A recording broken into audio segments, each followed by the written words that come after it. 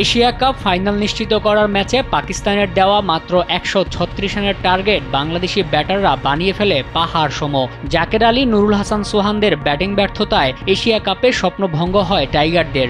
Asia cup শুরুর আগে বাংলাদেশের ব্যাটিংয়ের উন্নতির জন্য ক্যাম্প করে বিসিবি, যেখানে সবচেয়ে বড় নাম জুলিয়ান উড। তারপরও এশিয়া কাপে ব্যাটারদের এমন ব্যর্থতা চোখে পড়েছে ভারতকে এশিয়া কাপ জেতানো কোচ গম্ভীরের দিয়েছেন পরামর্শ।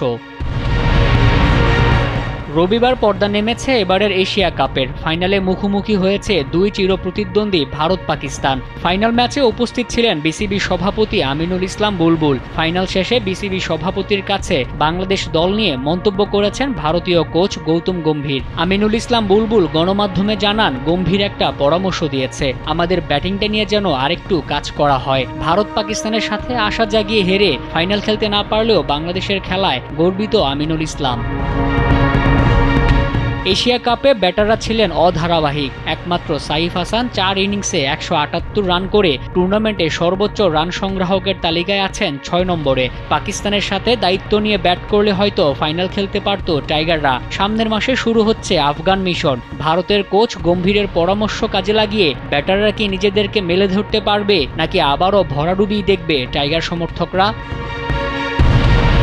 মোহাম্মদ মাসুম, কালবেলা।